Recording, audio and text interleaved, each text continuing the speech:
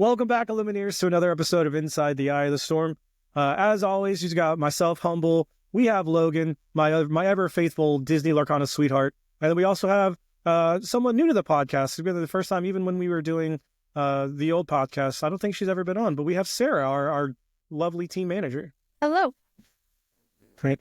So as we kind of push deeper into the meta, we're on week 2, week 3 of our internal testing. And we've got some terrifying results. Some maybe not unexpected results, to be honest, but here we are. I don't want to say I will say unexpected in the terms of how obnoxiously overpowering that Ruby Sapphire has been. Other iterations of the deck I've been able to kind of roll over. Like the Shark version obviously was a little bit easier to contend with. I don't think Sailor's put it out, but we've been testing his list internally, and man, that thing is oppressive. That thing is not okay. I don't know. I think there's going to be some sort of low to the ground something that's going to cause problems. I don't think that we've really explored everything Sapphire Steel can do yet, but yeah, Sailor's Ruby Sapphire list is starting to look like a monster. Normally I would agree with you because going into a set, I don't want to play Ruby Sapphire. I want to play Mufasa. But I was testing Ruby Sapphire last night into, shout out Rays, into the Amber Emerald Turbo Chernobog deck. You ever baby Sisu with Chernobog? Feels pretty good. Those are things that I never thought I would say. And the fact that you can do it now is, I'll just call a spade here. It's a problem. Sapphire Coil is absurd. That card was way better. We all thought it was going to be good. We were so far off. That card is broken. That card is obnoxiously good. Look, you're complaining about being able to baby Sisu with Chernobog, but no one said anything when I killed what was it? Your Mufasa, the Sapphire Mufasa? Dude, with the Diablo? I don't want to talk about it. I banished him with a 1-drop Diablo. No one said anything about that. That wasn't a problem, apparently, but being able to Sisu. No, because that's something your deck was supposed to be able to do. What? Do you mean Ruby Sapphire is not supposed to be able to Dragonfly or anything with the baby Sisu? Come on. The fact that I'm brawling your 9/9 is a problem.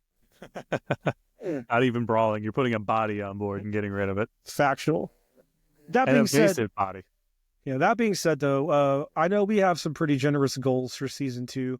Not only as far as a completely new organization for our content goals, but we're also just as competitive players. I know I kind of got the fire ignited, and I just straight up told the boys, I'm winning a DLC this season. You can't tell me otherwise. And I know Zenulos is kind of in that same boat. So why don't you kind of bring it in? Like, what are your goals for this season?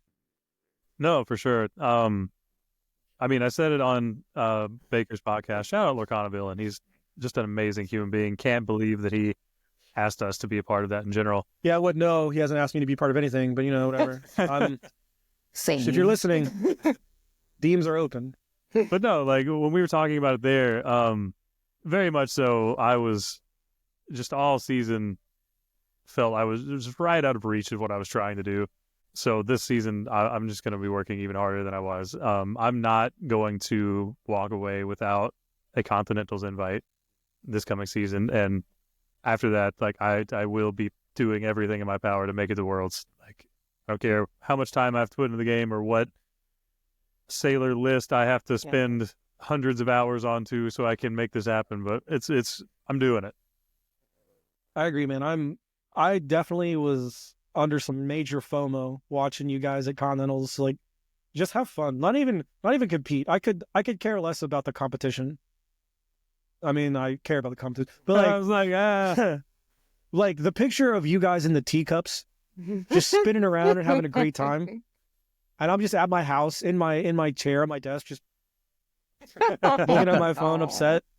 Yeah, it is what it is. But yeah, like the event seemed like it was ran pretty good. There was a lot of awesome things.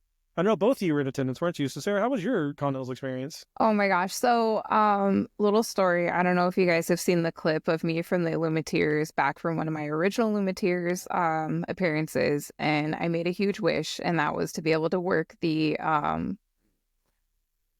was it Disney Lorcana North American ship? Oh geez. So many adjectives.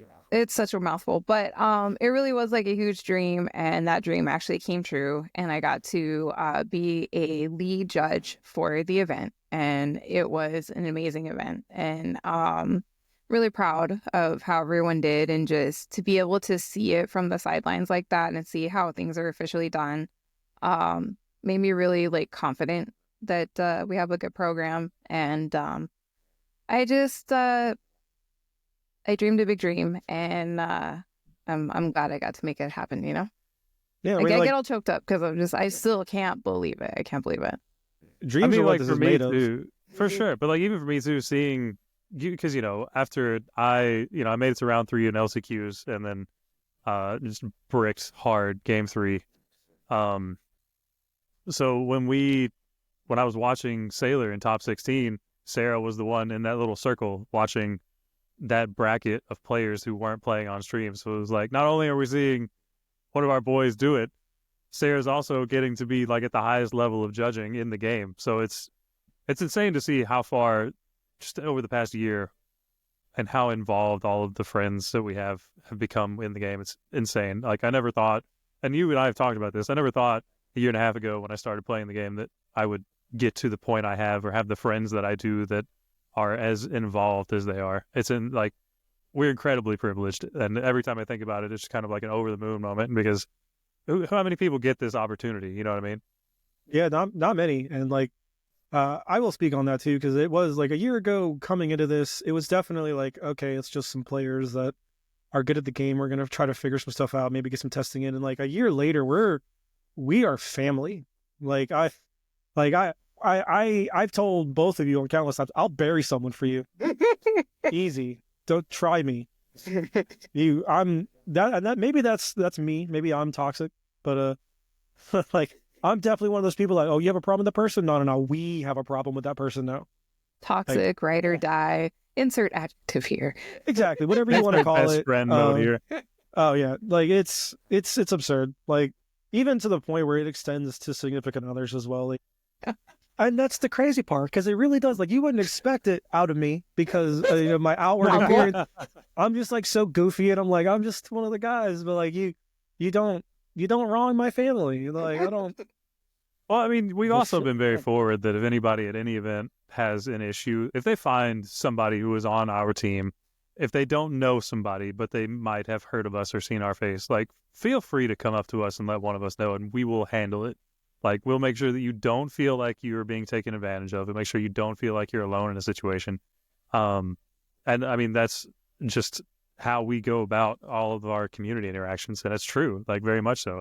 We want people to have that kind of security if they see us and know that we aren't going to shrug off perceived problems. Like we want to make sure everybody feels welcomed and safe. Yeah, I can go ahead. Yeah, and I was gonna say, from a judge standpoint, like I know it's intimidating to call a judge, and I know that in sometimes you're facing situations that are making you uncomfortable, feel comfortable to call a judge, because as judges we have a culture of supporting the players. So Yeah, I've said before that this is arguably one of the best, if not the best, communities I've been a part of, and I will do whatever I can to protect this community and make people feel safe within this community, because I think we even had to talk about it on one of the previous podcasts, where there was an incident in Texas that had I known about it sooner, there might have been 2 disqualifications. But like, because I'm just not like, first of all, I don't like bullies. So if you're going to try to bully a newer player or a player that's less experienced or doesn't know any better, that's a problem.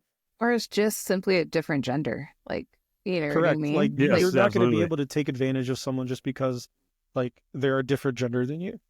And first of all, that's an abhorrent behavior that I will not tolerate. And I don't think anyone with one of these Maelstrom jerseys on is going to tolerate.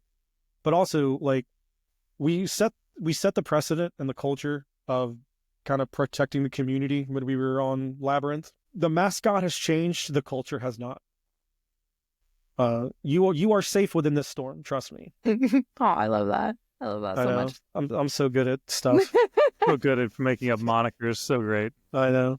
Speaking of monikers, I'm trying to like we got to come up with a name for the fans, right? Like Storm Chasers, Stormies, Stormsters. Stormsters. Yeah. What are the Storm Chasers? Good. That's what I was thinking. Like the people on Twister that were just like going after the.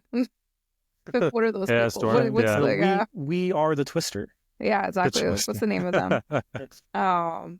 I haven't seen Twister in so long. Last time I saw anything Twister related was when I was visiting Universal, I think.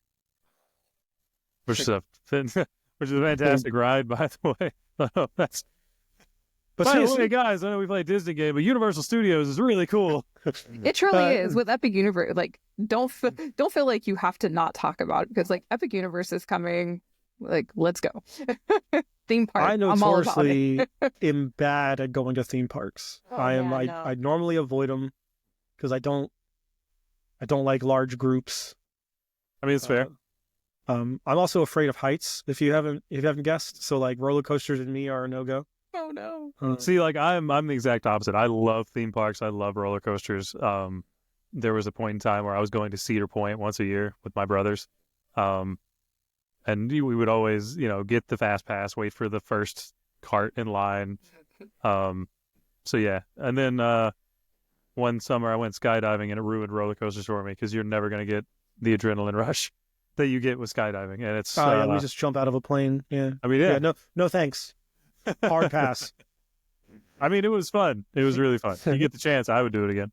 So backtracking to goals, right? We've kind of gotten my goals where like I'm definitely gonna try my best. I'm not even gonna try. I'm going to win a DLC this season. Xenulos, you are going to Continentals.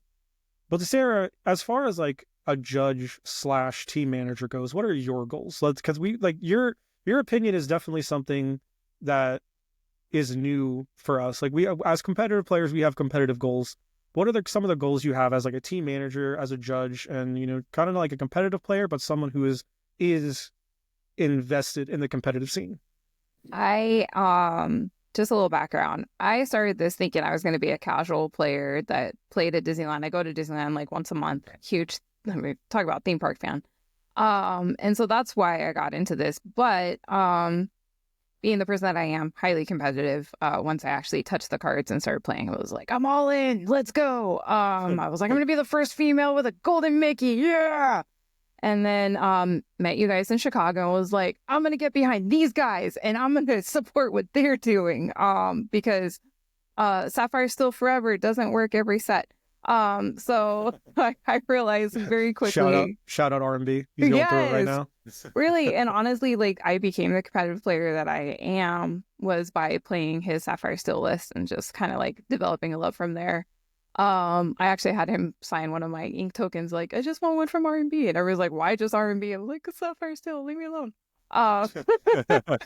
But so all that to say, I recognized very early on that you guys had the talent, that you had the ability to represent the brand, that you had the ability to represent the community. And I really wanted to empower you guys to make your dreams come true that you had in this game so you could continue to do that.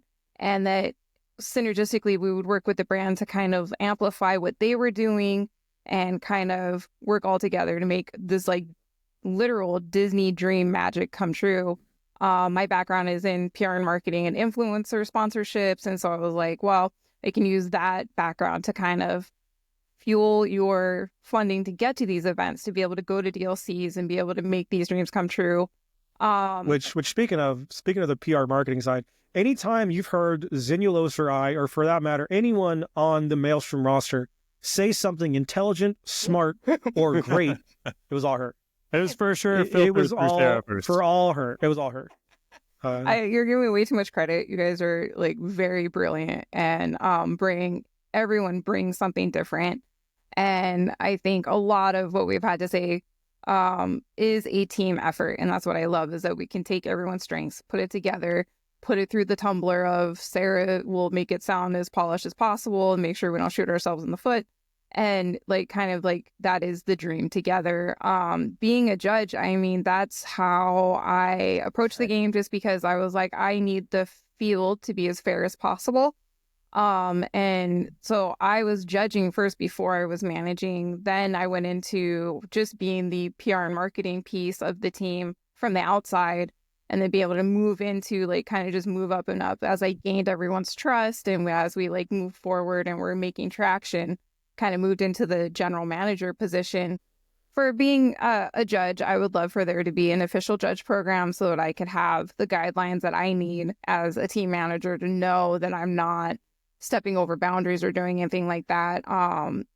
People were informed the entire time when I was doing events at like DLCs and things like that of my involvement. And so everything was on the up and up. But without an actual clear, concise judge program, I feel like we don't have the guidelines that we need to make sure that we're not doing damage to the brand or the team or things like that.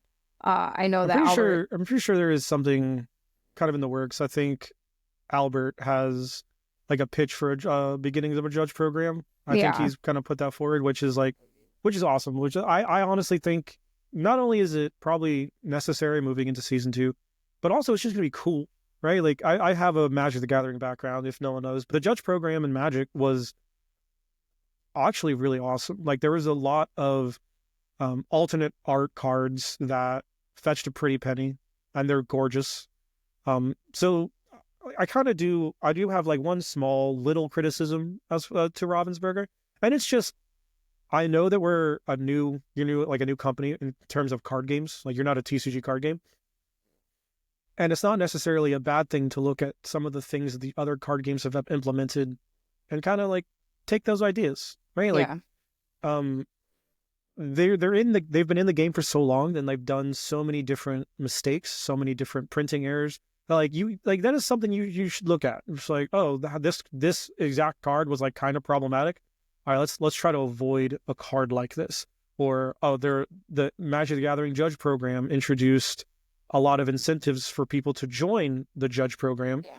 Okay, we can do that, because like I would literally kill for like an alternate art shark, or like an alternate art sail, or like a full art enchanted something that was judge only kind of thing. Because you make it to the point where like you already have an abundance of people who want to judge, because that's the side of it that they enjoy, right? The rules and the fast-paced environment, that's what they enjoy.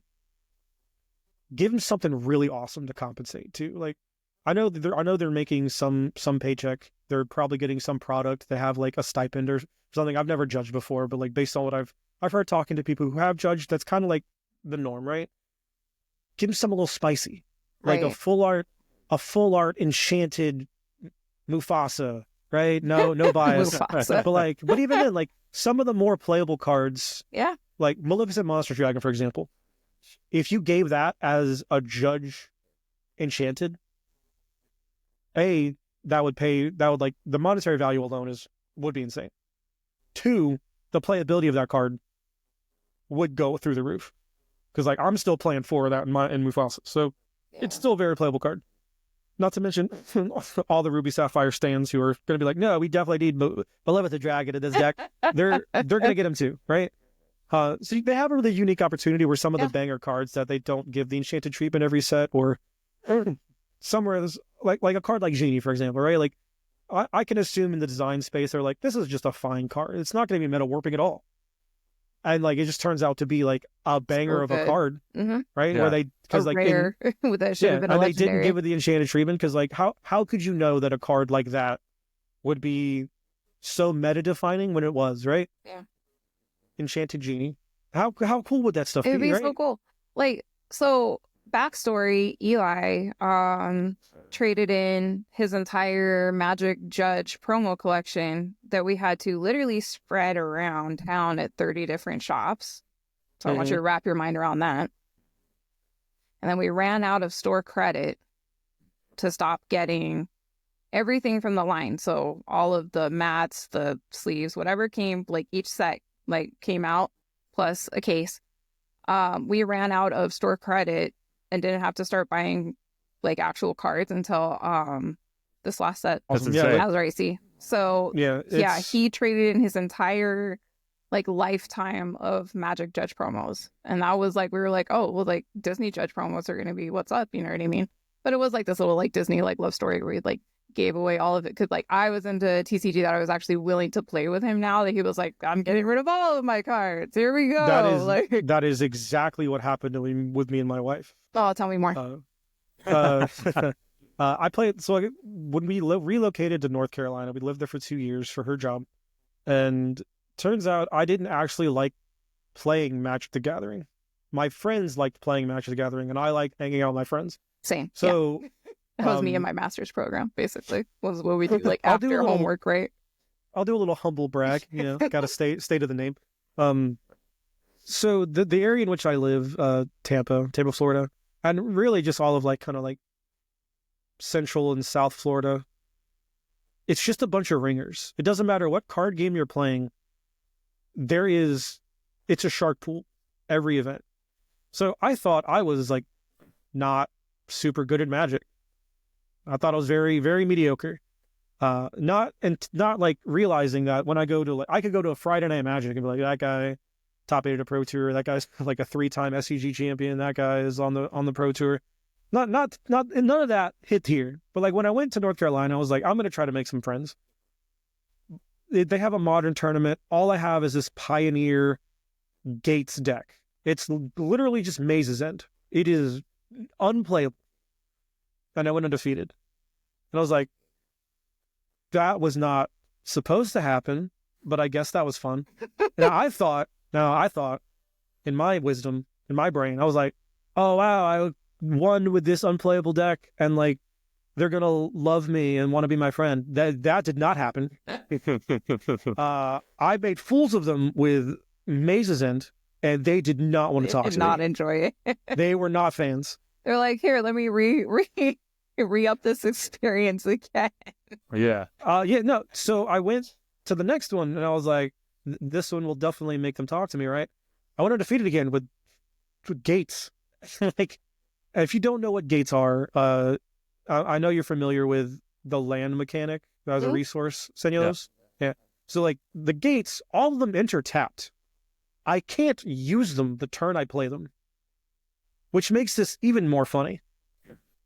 Because I was just behind the gun the entire time, just skill diffing people, and I was like, what is this power? Oh my god. Well, people didn't want to talk to me. So I was like, okay, that's cool. I guess I'll switch games because I'm not like having fun. I was here to make friends, and it didn't work. And so I sold out my collection. I sold everything, and I got a Pokemon because like I've always loved Pokemon. Who doesn't love Pokemon? It's also just an extremely, the barrier to entry on Pokemon is really low. There's not a whole lot of variants like there is in other card games in Pokemon because everything searches, right? Like everything gets to something else, and it's like it was fun. So I sold my Magic collection, and I had so much store credit that I walked up to the front and I was like, I would like your Pokemon product, please. And they're like, oh yeah, what do you want? I was like, no, you misheard me. I want all of it. And I cleaned them out and still had leftover. So like I took a page out of R&B's book playing this game where I had everything max rarity because I was playing Magic. I'm used to $20 rares. You mean to tell me I can get a $20 secret unlimited ultra illustration rare? My entire deck was bling. It was gold. All of it. But then moving back to Florida, I was still playing Pokemon. I enjoyed it. Like I still have friends down here who played. And then Lorcana came out, or Lorcana got announced. And I was like scrolling through Facebook, and I think it was some spoiler came on my feed, and it was like the Disney cards. And my wife like saw it. She's like, oh, what's that? So we started looking at all the cards that were spoiled at the time. And I think it was only like 10 or 15 cards. Like, I think the first ones were like Maleficent Dragon, Robin Hood, Captain Hook. Yeah, it was like, I remember the Aladdin. D23 ones, right? Shift Aladdin, like Genie. Yeah. All of those were like spoiled. And she said the phrase, oh wow, I'd play this game with you. And I drove to my nearest LGS and was like, buy this. And every Pokemon card I owned that was of value, was gone, and I just started buying into Lorcana. We were proxying cards before the full set was released, and let me tell you, I thought Fire the Cannons was cracked. I thought the Amethyst Yzma that scryed when you quested, I thought that card was insane. And then they were just like, oh, here's Maleficent Dragon, and here's like the whole Ruby Amethyst build, and I was like, oh, I was a fool. But yeah, that's kind of my story. I know it was a little long, but Your Lorcana origin story, I love it. Yeah.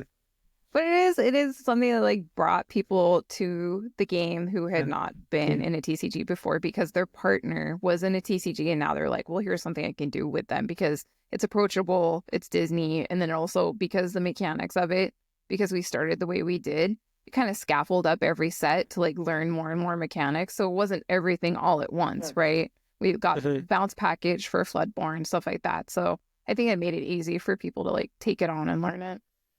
yeah. Well, I mean, and very much to that point, I think that's something a lot of people don't realize. The reason why we stick with this game and have played it as much as we have is not just because it's Disney, not just because it gives us nostalgia to play the cards and we have like the artwork is cool. I mean, not sounding biased at all, I think Lorcana has some of the best TCG artwork that I've seen. That is coming from Hearthstone and World of Warcraft. That was my background. But just mechanically, it's a very, very solid game. You can just outskill people from, I mean, just early, like turns 1 through 3 ink decisions can be the difference between you being able to win the game or not.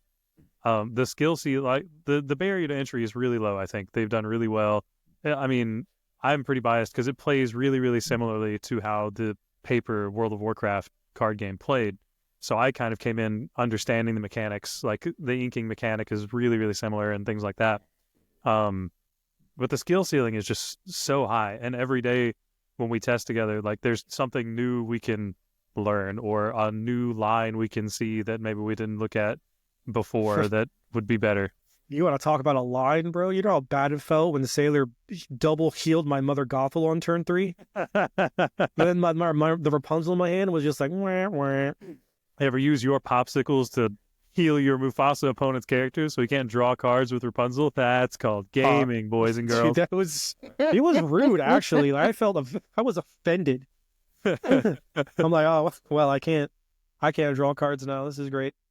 But yeah, like the game is definitely one of those things where the mechanics are very simple to learn, but very difficult to master. Right? Like it's not as straightforward as a lot of people assume that, haven't really played this game as competitively as we have. Because like on the surface value, like, oh, you ink a card, you can quest or you can challenge, and then like this thing can sing. Okay, that's not hard. Like the farther you get into it, the more in depth your lines get. How you sequence things is important. I mean, yes, you can just take when we were coaching your friend. What's his name? Josh. Shout out Josh. Yeah, shout out. Great guy. Fantastic human being. Like he reached out to you and legitimately was like, I'm feeling frustrated with myself because I think I can get to the end game, but once I hit like turn 7 or 8, things just start to fall apart. So we played a game with him. I played against him and Humble coached him while he was doing it. And he was getting to objectively correct game states. He would get to more or less the same board every turn that looked like it was a winning position. But the ink decisions that he made, which were snowballing him to lose, the micro decisions of, do I quest here? Do I sing this song? Mm-hmm. Do I protect this location, or do I just get lore now? It was the little things that was getting him. It wasn't the big things. He was objectively doing like correct board states and presenting that, but it was all the little minutia that The was decision like tree was breaking down. Yeah, I think the analogy that I made was, you ever take a math test and you get the answer right, but you're like the way you got there was wrong? Oh yeah. That's exactly what he was doing. Was he the end board looked like it should, the end result, but like how he got there was like very convoluted and not correct.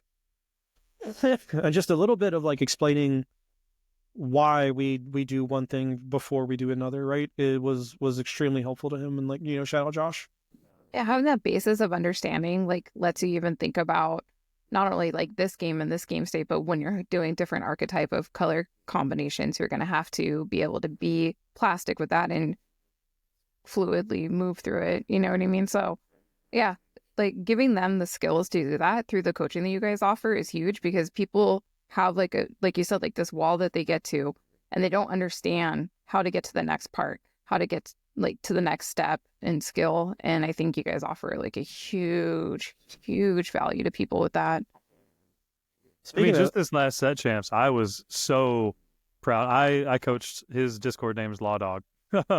I don't know his real name, but I coached him and his wife for an hour.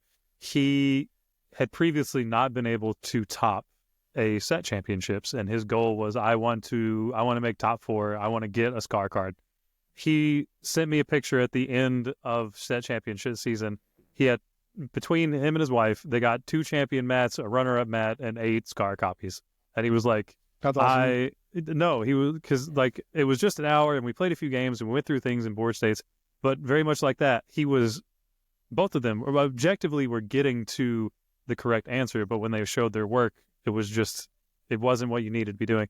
And so taking them, like being able to help them get from, he said it himself. He's like, I haven't been able to top 8 ASET champs before this. And now, this is the haul we got together, which is just another couple story. Like they played the game as a couple and they enjoyed this. And like the first set championships they went to, where he ended up getting the champion mat, the only person that beat him in Swiss was his wife. That's awesome. You don't want to match into each other, but you're like, well, at least we have to eventually. This is good news, I guess, right?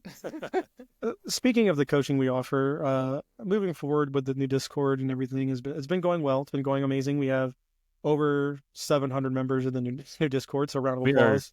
As of right now, we are reaching 800. Yeah, that's amazing. Rapidly. I know we used to offer a free 30-minute coaching for all of our subscribers. When you have that many 1 hour like free 30-minute coachings, especially with like the players that we do, right, where we're already doing so much as far as content, so much as far as other coaching on the side, that it just became unrealistic to be able to meet that need. Plus, you guys have real lives, right? Isn't that right? Do you have like an actual life away from Disney Lorcana? I don't. Unfortunately, not according to my wife. It's just the daily. Why are you ignoring me? I got stuff to do, man. I'm sorry, but it's not broken yet. Yeah, I'm not done. But no, like, so we actually, I think tonight we're going to be doing the very first of our subscriber only workshops. We're going to try to take the coaching formula, me and Zenulos, and we're going to do it kind of like as an open table kind of thing, where we're going to go in our Discord, set up a lobby for only subscribers, and if you have questions, if you want to play games, if you need deck list tweaks, or we'll play deck doctor, we'll play coach, we'll just play games. Like, it's just kind of something that we want to put for subscribers only, probably twice a month. I'd say probably twice a month. And we're gonna start that first one tonight. So carve out around 4 hours there, Zenulos. Let's make sure it's worth it. Oh, no, for sure. I think it's going to be a good time. I reminded everybody today, so hopefully we get some good attendance. I mean, we have, dude, the amount of support. I mean, every podcast I've been on this week, I've just been very, very forward. We did not in any way expect this amount of support following us. We legitimately thought it would take us months, if not to the end of the year, if not longer, to get even close to the amount of support we're having right now. So we just want to make sure we give back to you guys as much as we possibly can, and know that, like, make sure you guys understand how much we appreciate you. Yeah, the growth on our end has been immaculate, and the support from the community has been astounding. Literally couldn't ask for better fans, couldn't ask for better supporters or a better community. We all kind of took this transition as like kind of a hit, because we knew, or we thought rather, that it would be a long road, and leaving something established for something unestablished was definitely scary. And the community has definitely made it way more lucrative and way more amazing than we ever thought possible. So shout out you guys, our storm chasers. Like it? You good? Good. All right. We will workshop that one later if you don't like it. But Stormies, yeah, the Stormies. Stormies. There were I don't know, first dude. there were Swifties, now there's Stormies. I don't know. All right. But we do have a few other things to kind of coming down the pipeline for Discord, and maybe not necessarily for Discord subscribers particularly, but I know we are working on some merch. Zenulos, I know you're working on a couple things. What you got up your sleeve there, bud? So hopefully by because I've been sick the last couple of days, so I'm behind schedule. But hopefully by the end of this coming week, I'm trying to make something, because I was in a touring band for a long time, and like a big thing that I did for that was help design a lot of our merch. So I'm trying to make actual, like, I guess you could say like band tees, but things like that we could have to show people, and also just remaking the hand marker, because I need hand markers in my life. I love it. And that's what I'm currently working on. Just something that I think would be cool, something that I think I would wear and also just use. But I know Sailor's also working on ink tokens, I believe. Mm-hmm. So we could have something along those lines to just give out, sign. People actually want to use ink tokens with that brand on them. We're trying to do that. But for sure, like, top of my list is getting the hand markers done, because if I don't have one, I'm going to lose my mind. Sarah, what do you got working on? We got coming down the pipeline. Oh my gosh. I am working with some content creators to make sure that we're getting our voice amplified out into the community. So, We just added Breezy, didn't we? yeah. And Shout out Breezy. we have some other people that we're hopefully going to be adding soon. Humble and I are meeting with people, try to get our media team assembled, and definitely looking into getting us some sponsorships for our accessories and just in general for helping us out. So lots to do. Helping out Speedy with the Discord. Real General quick, managing. Real quick, Zen, have you gotten your Viper sleeves yet? No, this should be here Monday. Man, they are nice. Do you want me to shout them out really quick? Because I have them. I would do it. Yeah, it's worth it.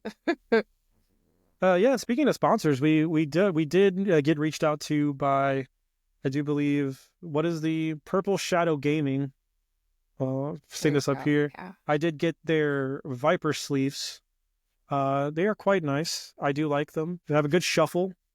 They are very like hyper matte, so to speak. But yeah, it's like a hyper matte kind of thing where take your normal matte sleeve and like it's a little bit more matte than that. I don't know how to explain that. It's like it got more of a grit to it, and it makes it so for me, like when I'm shuffling, it's easier to shuffle because of it. Haha, Zenulos, do you feel left out? You fool. Mine aren't here yet, so I got the teal ones as well. Came correct, yeah. But I don't have the purple ones, so yeah, they I shuffle. picked the objectively correct color. Here we go. Let's see if we can do like an ASMR shuffle. Look at Sarah's horrible shuffling skills. Everybody, look away. Oh, you want to talk about horrible shuffling skills? You need to talk to Zenulos. Oh my god, I fixed the problem. What? What? Showing off. So no, like I follow magicians to try to get sleight of hand. Anyway. No, in Chicago, Humble and I were playing games before.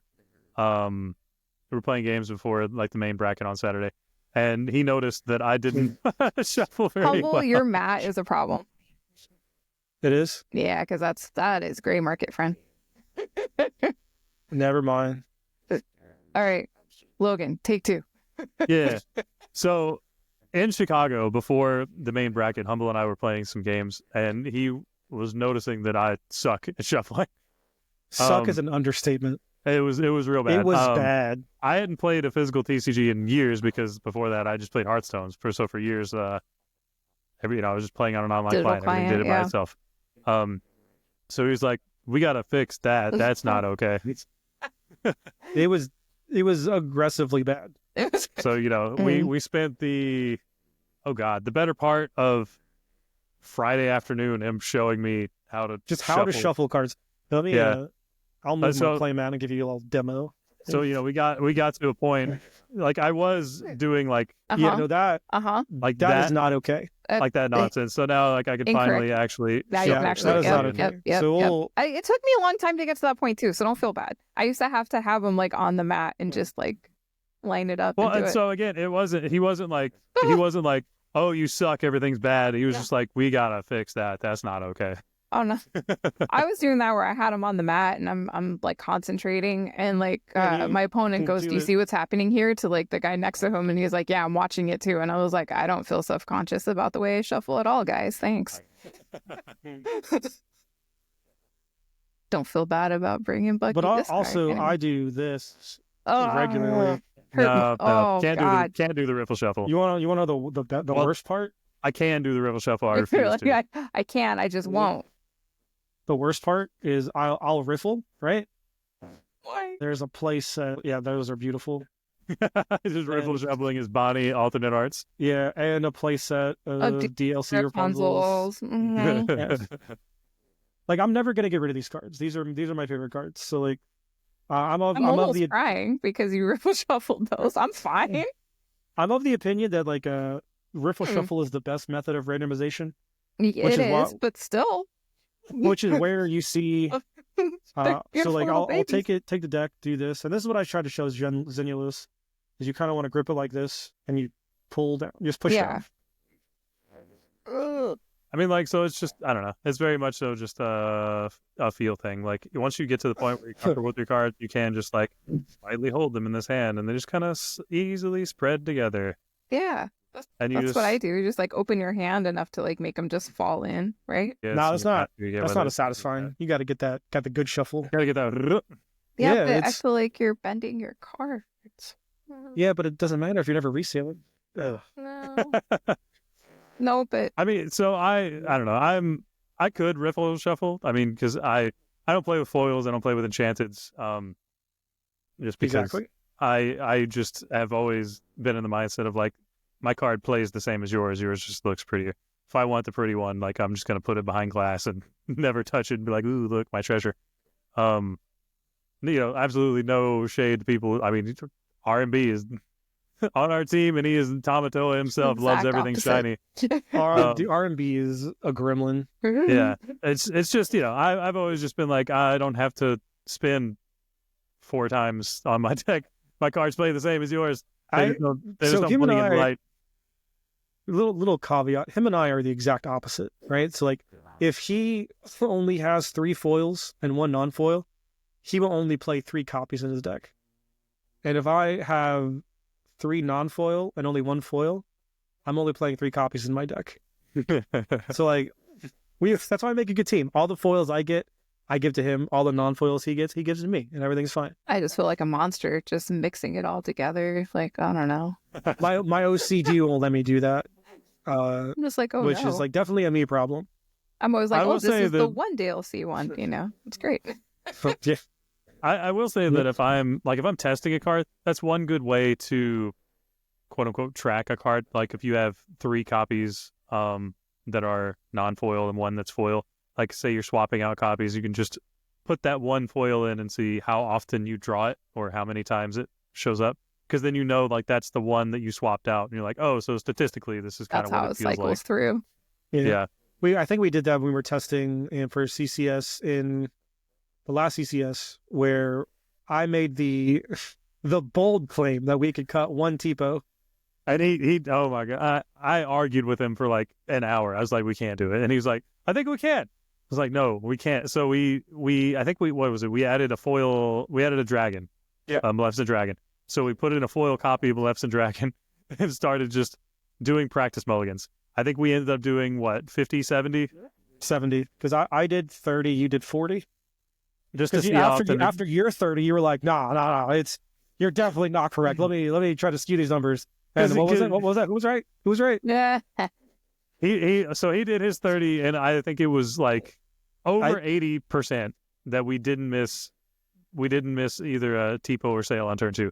And then I was like, there's no way that this is correct. So then I did it another 40 times, and again, it was like over 80%. And I was like, and the amount of times that like we would pull the foil Maleficent Dragon was just like not enough. instead of a 2 It drop. was exactly one time where we opened the foil Maleficent It and was. not a TPO. It was one time. It was exactly one time, and I was like, "This is I hate." I was like, "I'm really about to just run in this tournament with 7 2-drop ramps and just pretend it's okay." And it was. I did not all weekend in bracket did not miss a single turn 2 ramp, and I was like, something genius, hot, thin, etc. something God's favorite for the weekend. Absolutely, like. Well, not for the weekend, not for that weekend, because I ran into 4 hyper aggro decks and got my lunch ate. Well, I mean, so again, this is something really fun. When you and I like test together and decide these are the decks we want to beat, we do that. Yeah, we crushed red purple all weekend. For that weekend, we decided Ruby Amethyst was the deck to beat. We needed something that could do that, and we also needed something that could beat Amber Steel. And we did not lose to Ruby Amethyst all weekend, and we just ran into everything else that was not Ruby. Like we'd sit down and just have 4 people that were like Amber Steel, Ruby Amethyst, and I'm playing into the one aggro deck in the room, and I'm like, "Yep." I sat down for my round one. My round one, mind you, I'm feeling good. I sit down, my opponent and my opponent sits down. Everyone around on the table sits down. They start the clock, and I'm looking around, and this guy's on Ruby Amethyst. This guy's on Ruby Amethyst. The guy to my far left, immediate left, past this guy, is on like Steel Song. And then like their opponents are all on some iteration of Ruby Sapphire, Ruby Amethyst, or Sapphire Steel. And my opponent goes, Ain't a White Rose, play Maleficent. And I was like, cool. Play a popsicle. He was like, play 2 more Maleficents. And I was like, yeah, I'm done. Cool. Wonderful. Love it here. Yeah, that's just the luck of the bracket sometimes. That, I mean, legitimately, that's kind of story of my season, dude. I mean, Toronto, I've said it over and over again. Toronto, I was 1-2 away from making day 2. I've never felt more confident going into an event than I did going into Toronto. Like the day before, I was 2-0ing Sailor in the Ruby Sapphire mirror. I was like, I'm making it. Like this is just my event. And then I just ran into 2. My first round was against Jafar Wheel, and he got me. And I was like, oh, God, love it. I mean, like, what is happening? But like also, yeah, it's crazy. It is definitely kind of bracket luck. Like in Chicago with my run, I made it in as the 64th player for top 64. I was number 64. And then guess who I had to play the next day? Round 1. The Bivens himself. And we had the first 2 games were pretty close. He squeaked it out game 1. Like if I had drawn my last 2 draw steps in the opposite order, I think I got there. Game 2, I was able to win. And then game 3, he was just like cracks his knuckles, wheel, whole new worlds me on turn 2 after a shifted queen. And I'm like, cool, I'm dead. This is wonderful. I remember saying like, damn Bivens, I have a family. He's like, yeah, no, I'm trying to send you home. I was like, family? You got me. So do I. But it's dude, for me and you especially, I mean, that's just kind of been like just bracket luck, bracket luck problems out of bracket luck problems. Because if you had been any other seed in Chicago, like you probably were fine. If I was any other seed, if I didn't play against exactly Zach Bivens, like I am very confident within that list and that I would have made it to Continentals. But no, I had to play the gatekeeper, so My favorite is because I judge the bigger events, I stop at kind of like set champs. So set champs for me are like big deal. And I had barely practiced the set just because we had a lot going on with the team and Continentals and things like that. And so I wasn't going into it great, but I was like, I really need a scar mat. Like I have to. And I sit down across and like my toughest matchup is going to be Ruby Sapphire. I know it.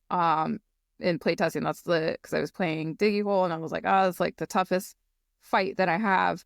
And I sit down across the guy and he does like, popsicle stuff. And I'm like, well, fuck me. I was like, well, there goes all of my dreams for a mat. I get agitated. I'm just like, oh, great. Did you ever get your scar though? I did earn a scar card, no mat, but I got a card. But yeah. Well, had I known that, I wouldn't have given my other one away. But he, as he's playing, I was like, wow, you're really good, And he's like, yeah, I get coached from this guy named Sailor and stuff, and I was like, the irony to sit across from this right now. I was like, cool, love Wow, that. Sarah, it'd be so wild if you had access to unlimited coaching by one of the best teams in the game. Which That'd be insane. Which I do, and I don't take up on because I'm like, you guys have so much limited time. I'm not going to tax it with myself. But yeah, no, I will be this we would set. make time. I was We would like, I make will time. be this set because I'm getting that. I'm getting that mat this time. Gosh darn it! So the Hero Rata mat. It looks. Oh, yeah. I will have one. yeah, I literally need one of those in my life. So yeah, I'm gonna take it to So- Disneyland and have Baymax sign it. So and Hero. We've definitely kind of talked about, early testing and meta predictions. And the early testing has gone not well. Let's just be honest. Ruby Sapphire has definitely been the apex predator we all thought it would be.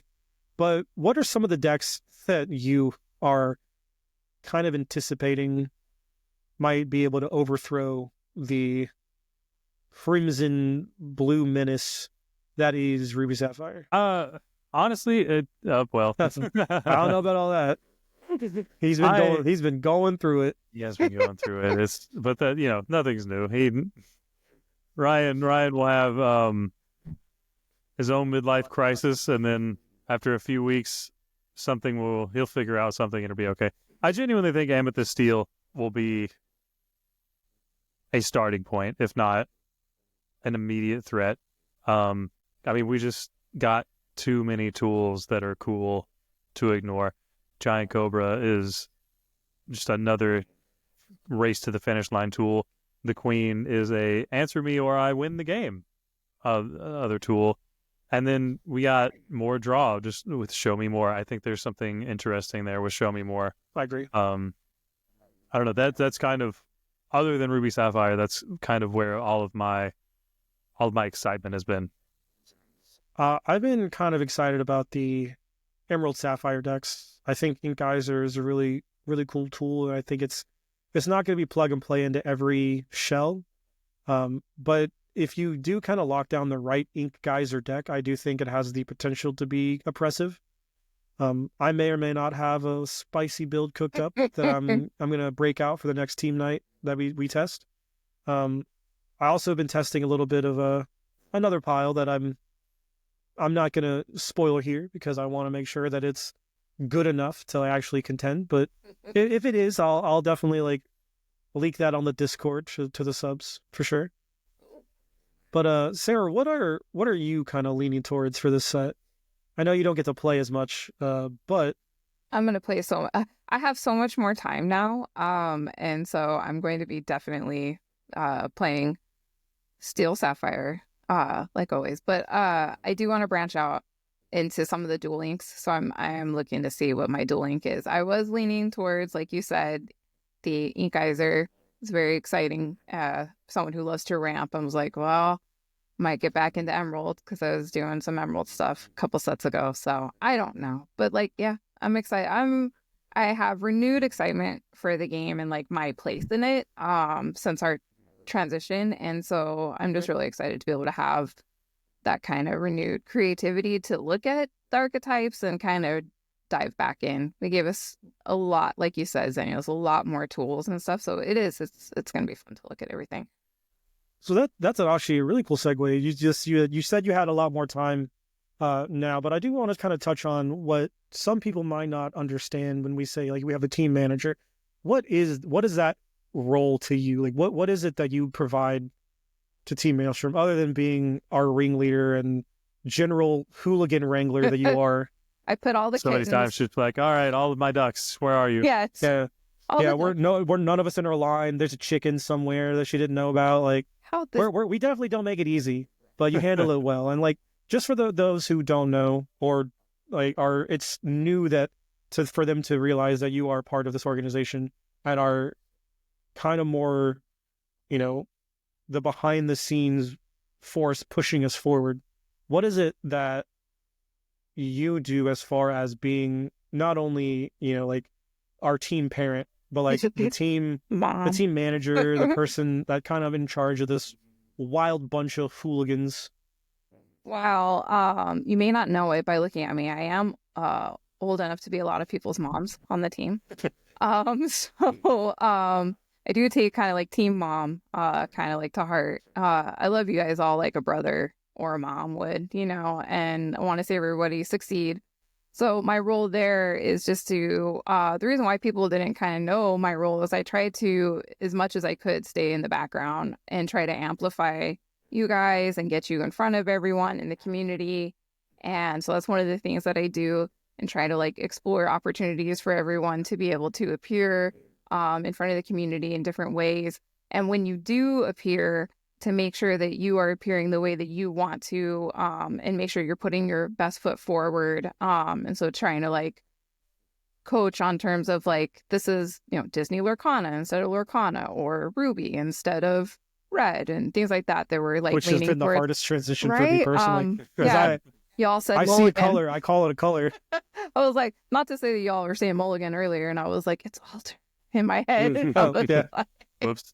See, anytime we sound cool, it's all Sarah. Yeah, she doesn't just take. She does occasionally take the package play. Absolutely not.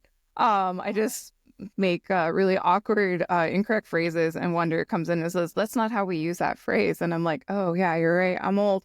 Sorry." I'm like, I hear my teenagers say it, and then I say it the wrong way. Classic. But just to like organize in terms of looking at what everyone's goals are individually, and make sure that as a team we're collectively supporting those goals, so that we're not taking opportunities away from each other, but also looking at sponsorships and getting press releases, working with the community to kind of amplify us further in the community, and just lots to do. Writing contracts and doing a lot of back-end work for the Discord, and working with the community managers to make sure that our mission statement is being broadcasted in a way that we speak and present ourselves in terms of like everyone on the team, in terms of not just the players, but myself and the community managers and the media team, and making sure that we're all unified in that voice, and acting as kind of like a safe space. So like anybody can come to me and be like, here's my issues. And then like, I can kind of like work to make sure we're all on the same page and moving forward. You know what I mean? Yeah, I can definitely. I don't know. I'm not going to speak for Logan, but I'm pretty sure he'll echo the sentiment that like having you as part of this organization, even when we were back with Labyrinth, really kind of helped propel us over that line of just 6 nerds who like to play cards. So definitely wonderful having you on. Very excited that you made the transition with us. Because like I said, we wouldn't be in this position without you. Like obviously we all need to like kind of do our part, but you were the person kind of pushing us to do better things and making sure that we always making us look good. That is spot on. Because I'm pretty sure we would not be anywhere close to the amount of recognition or presence we had without, or we have now, without Sarah specifically. So thank you. Congratulations, big Thank round of you. applause. But no, I absolutely like echo the sentiment. I've said it before, but Sarah does so many things for us that nobody would know about. Shit, half the time we don't even know about it until it happens, and we're like, honestly. "Oh, well, when did that happen?" Also true. There are things that she probably has done or talked about that we will never know about. We have just an ally in Sarah that even behind doors that we can't open yet or would never have access to, she speaks really highly of us, and I don't know that I deserve it all the time. I try to make sure that I do enough that I can make her proud and not make her job difficult, but I don't know. So, just even in like some of the vernacular we use, just trying to make sure we don't do something that would hurt our chances to push Disney Lorcana as far as it needs to go. I know that I speak for both of you guys, but I genuinely think that if done correctly, this game has the legs to be one of the best TCGs ever made. I agree. They have to nerf Coil first, but I agree. Calm down about Coil. But everyone's so much about Coil. But you haven't played against it yet. True. But I mean, legitimately, I think even just from a design standpoint, from an art style standpoint, just from a marketing standpoint, this game has something that no other game has, and it's just the community. The to be honest with you. dedication from the community. And when I saw your guys' dedication to the community, like it made me want to be dedicated to what you were doing. So. I mean, we have, Humble mentioned it. We have the best gaming community that, I've personally ever been a part of. The majority of my career has been in World of Warcraft and Super Smash Brothers, and the Disney Lorcana community just dwarfs them in trust me, in support. I came up as a Halo kid, so the fact that like I'm not screaming at my opponents, telling them to get good or they just got no scoped or something is A, is new to me, and B, the fact that I'm not being berated in return is quite amazing. So there's that. We had this conversation not too long ago either that I think Sarah said that like, oh, someone at Ravensburger likes you, Humble, and I was like, I'm just a guy who loves a lion. I don't know what I did to make people like me. I just like Mufasa. I don't know. So I was at Trader Sam's at Disneyland at the Design Hotel Saturday night, and I'm not going to say who it was, but somebody from the company. I was talking to them about the team, and they said that they were proud of how you guys present yourselves, and the community and the game and whatnot, and knew who you guys were. So I mean, that was huge for me that we had accomplished that together, because that was just a group effort from all of us. You know what I mean? So. Yeah, one of the things I do is like social media planning and stuff, and like I help you guys out with like outlines for here's what you should post for the week, and you don't know how. Here's a video how to get on Instagram, and like it's a lot of tiny little moving pieces, but like together it's like whenever you guys have like this gap of I want to be this thing, but I just don't know how to get to the next step. That's what I feel like I'm filling in for you, to just like help you to get to where you want to be and amplify what you're doing, and that's. If you're successful, then I'm successful, and we're like doing that together. And it's just been such a satisfying, like rewarding experience that we all keep each other going because we've developed this like mutual respect. And I think it's just been such a really nice thing to see the community identify that and come like 700 strong, fall behind us. Is Almost really 800. speaking to what we're doing. Yeah, that's crazy. Sarah, you are definitely the booster jets to this rocket ship that we called Maelstrom. Like we would not be anywhere close to where we're at now without you. So thank you. From me to you, thank you. Just keeping Krakens out of the water. It's fine. And not too recently, also, Sarah, you were graced upon Trash Tea. You fell upon the powers that be has spoken into existence, and you were gifted with the sacred liquid of Trash Tea. How was that? As with Trash Tea, you never find Trash Tea, but Trash Tea finds you. Exactly. And I was judging an event for SCG Con.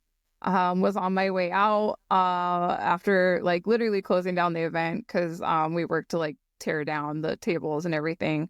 Judge life is hard. And and so I'm on my way out, and I literally was like sweaty and like over it, and like, oh, I can't wait to leave.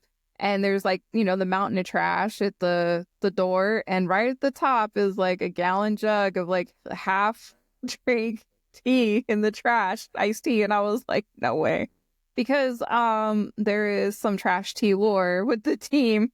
And I was like, that's too funny. So I grabbed it and took some pictures. My partner took pictures of me taking pictures with it. Some candid moments with me and my Trash Tea as I became an official member of the team. So the biggest question, did you take a sip? That remains unsaid. So okay. So have to go to an SCG Con with me to find if I'll actually drink Trash Tea or not. But like she definitely welcome to the order of the Trash Tea. Is definitely a sacred coming of passage. What's weird, it was from a restaurant that we don't have around here in Portland, so it must have made it a long adventure to get to the SCG Con from another state. That tea was probably delicious. The tea was made; it was brought there for you, right? Correctly, because they knew that you needed that boost to get you age. Smooth Yeah, transition to I actually don't make know you if feel like you're Logan. part of the team now. I don't know if Logan's ever had Publix anything before that trash tea.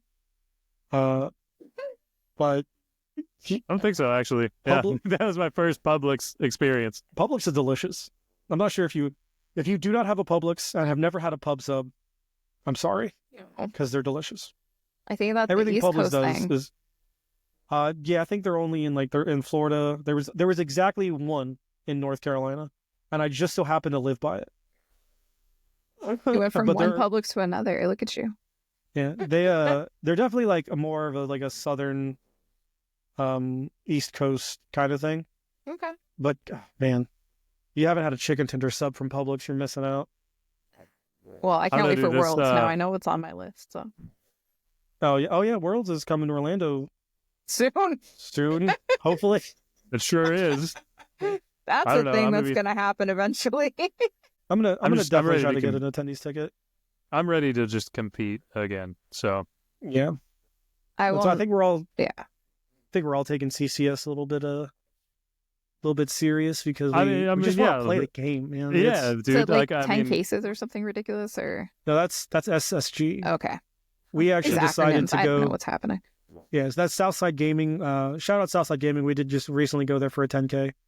Great store, wonderful atmosphere. I really enjoyed, the store, the people. But when faced with the choice, right, of traveling for product or traveling for money, Yes. I'm going for the 10K, not the 10 case. So Yeah. like Fair I will get 4 of every card in the set opening weekend. Sure, like you can go and play, and like anybody who does go do that, like genuinely wish you all the best. Like whoever ends up making top cut, huge accomplishment. I mean, that's a lot of prizing that they do not have to put up. I mean, Southside Gaming has insane events with just over the top prize support. It's absolutely I paid insane. $15 and won an enchanted and a Japanese booster box. Yeah, Wow, I mean, nice. like you cannot beat them for their prize structure and tournament. Like go support it, have a wonderful time. Yeah, they're I will definitely a be- store not willing to take a loss for their community to have a good time. So 100%. I personally don't know how they're turning a profit on it all, but like I'm also a degenerate gambling card player, and I'm not going to question it, and I'm just going to go to their events anytime I can. But yeah, no, like go do it, go have fun, support it, be part of it. I'm gonna come to Florida and just hang out. I heard a rumor. I don't know how true it is, but how would you feel about Worlds and the first DLC being at the same event, same weekend? I mean, give it to me.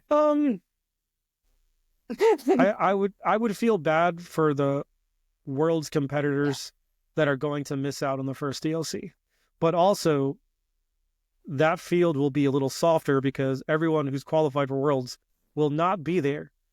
So Wait, let's There would run be it. a way to do both, essentially, Oh. because Worlds is such a small event because of how many people are invited. Then you could. Maybe. Like I just want there to be events. I'm ready. Give me a DLC in Florida somewhere. I don't care where. Because traveling's hard sometimes, Yeah. man. But yeah, I would love for a DLC to come down here. That'd be great. I'm excited to be an attendee or like for the first time. So see it just like play and do like side events. I wonder how many of the team we got. I know we have at least 2 members participating, Mm-hmm. right? I wonder how many is actually going to come down here and see what kind of content shenanigans we can get into for for the community. Oh, So- dude, regardless, I'll be there. I was So, like, Yeah, yeah, Logan's in, you're there, Ryan's there, Breezy's Breezy's there. there. We just have to get Sailor will be there, Wonder will be there because they're invited. So we just have to get Bannable, and that's everybody, right? Yep. Yeah. I was like, I'm not forgetting anybody. I'm like, please come. nope, Is there? that would be it. Don't be the child Nope. that's left off the list. That would be it. No, And, God. So me, R&B, We have 6 Logan. players. Okay, yeah, Bannable. Yeah, okay. Yeah, Bannable will be the only one we'd have to convince. And I don't think, if there's nothing like, I don't think he would want to come just to be there just because he's a degenerate. But also, like, he's a father and has a family. So You bring his sometimes kids he's to like, Disney World. My goodness. I mean, but like, I That's think, expensive. yes. No kidding. expensive, and I think just like Continentals, he was like, I would rather just kind of save the time and the money for DLC coming up season 2, which is fair. Yeah. But yeah, we'll have to get into some content, like maybe have a Maelstrom cookout. I know Ryan and I can throw down on some delicious food. We already have who was it? It was Superior Synergy and Robin in our Discord who have accepted the challenge to see if they can beat me at Super Smash Brothers. Fools, absolute fools. I wish them luck. I would not bet against... after Humble goes rounds with Halo, and both of you just make everybody cry. Oh Yeah. man, Come on. My PO box was rerouted to Guardian when I was a teenager, so don't come at me with that unless you're actually about it, Brother, unless your top ones are, constantly topping your local Smash events, you aren't. I'm just not going to lose to you. Sorry, not sorry. I have pieced up everybody on the team. In some instances, 2v1. Like, come on. Yeah, I did witness Bannable and at the time Aaron battle you and team up on you, and you were just like, I gotta try now, and you just sat forward and then crushed their souls. Oh no. I love playing Smash Brothers again. It's fun. I recently just took a vote, and I got to re-download Master Chief Collection because one of our first non-Lorcana related community nights is actually going to be playing that game with the community. So I got to schedule that still. Get that under. Calm down.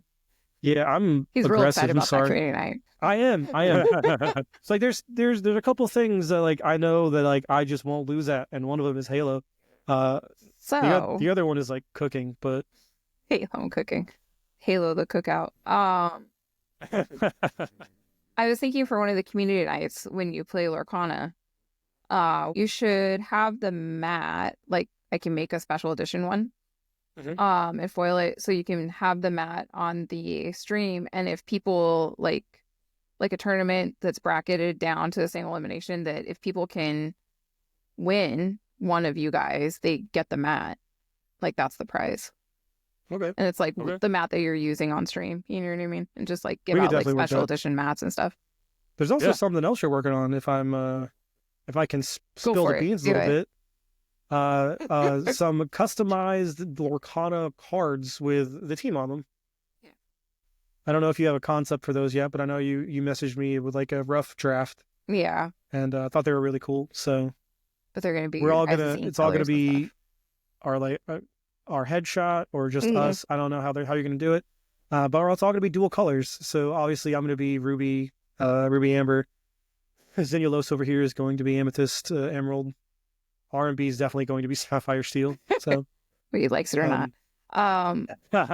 Yeah, I'm excited because there's like all these ideas that I had before, and wasn't able to like initiate, and now I'm like, oh, we can actually like do these things now that I have the autonomy to do them. So I'm excited. I'm definitely excited for all of us to get together for the first time again, whether it be at that Worlds or the first DLC. Because Right? Logan, you've just written a new intro track that if you're watching this on YouTube, you have just listened to at the beginning of this podcast. So happy with how it turned out, by the way. It is so amazing. I remember like it was like our first week of the transition, and Garrick, shout outs to Garrick. I mean, has also been fantastic and Been huge. is helping us get all of our YouTube and media together. But he made the suggestion of, I think we need a new theme, just everything in the transitions. And I got an idea in my head of what I wanted it to sound like, and yeah, you should let me know what you think. Yeah, it's great. It's so good. It's the first So time good. that I've ever been like, we need to film a music video for this like stat. Yeah. I love to do animated graphics, and so just listening to it gave me like ideas for the animated graphic sequencing, and so it's pretty. Yeah, I got some ideas as well. Like shout out to a couple of the artists that I did reach out to. The vision that I had up here, I don't have the talent to put it on paper. Okay. So, if I can find the right artist, then maybe that will come to light. But for right now, like I don't think I would be able to put forth the necessary monetary equivalent to someone's talent with the specifications of what I'm looking for. So To make it I'm happen. just gonna keep it up here. Yeah. Keep it up here. Nice. But I definitely want to get together and do like a team intro video think like a old Linkin Park AMV, but just with the team and with that music, because I've listened to it quite a few times now. Like I'll listen to it when I'm just hanging out on the desk, hanging out at work, because it's a banger. Doing dishes. It is very good. it is very good. Like I'm not trying to hype up the boy. It's right, so good, but like yeah. it is very good. It is so good. You should be proud. You did good work, man. Who knew my years of pointlessly pouring time into music would pay off someday. I mean, at least you could provide something towards the videos. My profession, all I could do was like, I can make you food. I can't. I mean, can't like, do that. dude, next DLC Airbnb, like, we got to actually make that happen. I've offered like 4 or 5 times, and everyone's like, "Nah, we're gonna go eat out." And I'm like, "Fuck me, I guess." I Sure. think part of it has always been we just don't want to like put more on you because obviously we're all there trying to compete, right? Brother, I'm not day 2, and that we know that. Well, yeah, you're winning. That's kind of a difference. At some point this year, some point, I will. Yes. Hopefully, I don't have to pull the Wonder Special and win the last one. Hopefully, I can just win the first one and be like, okay, we're done. Fun. I'm gonna meme on the rest of these DLCs. But anyway, yeah. So maybe there's like a little cooking show coming along. Who knows? I gotta get with Ryan. We got tons of ideas for all kinds. We got tons of ideas for all kinds of different content coming down the pipeline. So definitely be sure to be subscribed to our YouTube channel. That way you are the first to know anytime any of that's uploaded. I'm pretty sure we have the first uploads coming soon as well with our day 1 decklist video, as well as by the time this comes out, the first podcast will definitely be loaded. And as always, if you guys are looking to follow us for anything Lorcana related or just to watch us be goofballs, you can find us on our Twitter handles that are located kind of down there. You can follow us on Instagram. You can definitely follow us on our Discord, where anyone who subscribes, the perks you get are immaculate. That's where the party is, really. More perks are coming the moment we can figure out the best way to implement these things. So, do you guys have anything else to say to our Stormies? That one works? Is that one down good? I don't know. Well, that's the first poll. We have to decide what people want to call themselves. But yeah, okay. I am eternally grateful for everyone that's weathered the storm with us, and never gonna get tired of the puns.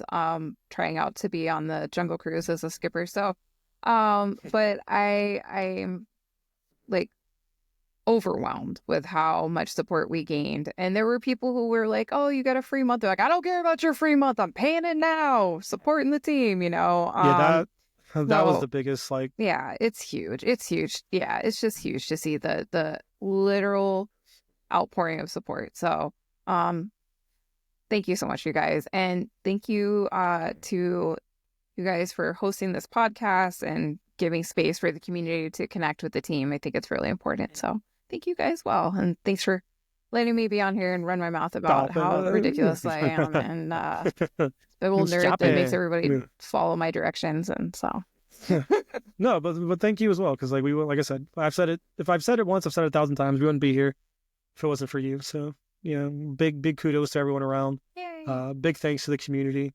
Big thanks to this generously handsome gentleman sitting on my side here for kind of weathering the storm with me on these podcasts.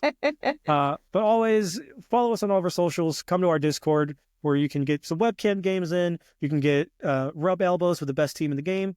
I'm still going to say that regardless of what other teams are in here, because I believe in us. And moving forward, the only way to go is up. So if you want any of these perks, if you want to just talk to us, just to ask questions, or just to hang out, follow us. Come join our Discord. The link will be in the description. I've got nothing else. So if no one else has anything, I love you guys. Say it back.